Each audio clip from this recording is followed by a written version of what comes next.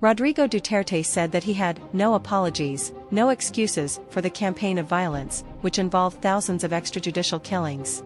Former Philippine President Rodrigo Duterte yesterday defended his bloody war on drugs, saying he took full legal responsibility for the campaign, which involved thousands of extrajudicial killings.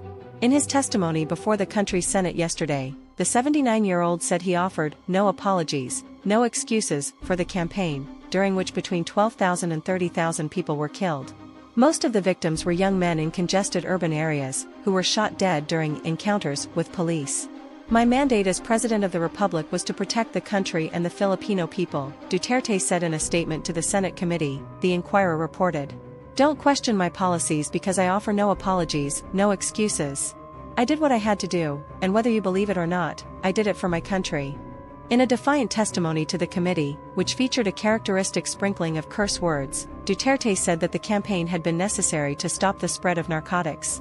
"I have warned all of you as a president, then and as a private citizen now," he said. "Drugs will destroy the Filipino, it will destroy my country, and I will not allow it." Duterte's anti-drugs campaign, which began at nearly the moment he was sworn into office in mid-2016, was modeled on the tough approach he employed during his years as mayor of Davao City in the south of the country. In September 2021, judges at the International Criminal Court, ICC, authorized an investigation into the anti-drug campaign, describing it as a widespread and systematic attack against the civilian population. Duterte's testimony came on the first day of a Senate inquiry into the drug war, and was one of the few times that he has spoken in public since relinquishing the presidency in 2022.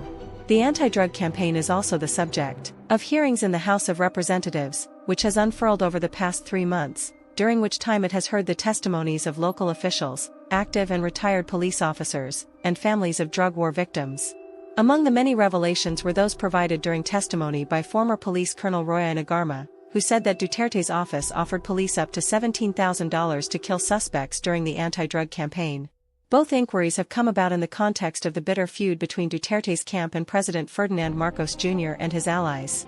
Despite uniting and scoring a decisive victory at the 2022 election, the two families have fallen out over the past year over a mix of policy and personal differences, and are readying their allies and proxies to do battle during the midterm elections that will be held in May 2025. The ex-president's daughter, Vice President Sara Duterte, has led many of the attacks on her former running mate, culminating in a remarkable tirade against Marcos during a press conference on October 28. The rift has prompted some allies of Marcos in Congress to open a probe into the war on drugs, as Mong Palatino wrote in these pages last week. Duterte has refused to testify at the House hearings, and skipped a scheduled appearance on October 22, but has agreed to appear before the Senate, where he has been assured of a more friendly reception.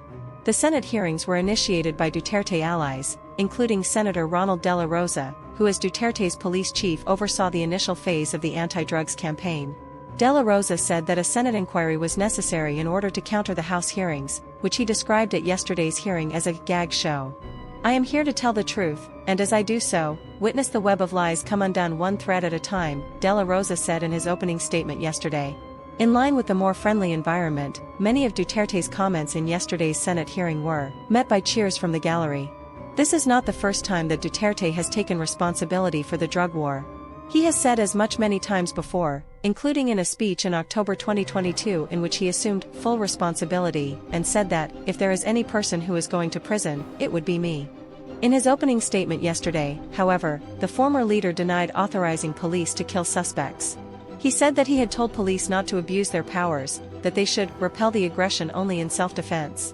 He also admitted that he maintained a death squad of 7 gangsters while mayor of Davao City, a post that he held for more than 2 decades before becoming president in 2016. "I can make the confession now if you want," Duterte said, as per The Guardian. "I had a death squad of 7, but they were not policemen, they were also gangsters." He also said he had ordered police under him to encourage suspects in Davao to fight back, tell key information, including who, what, when, where, and why of the story.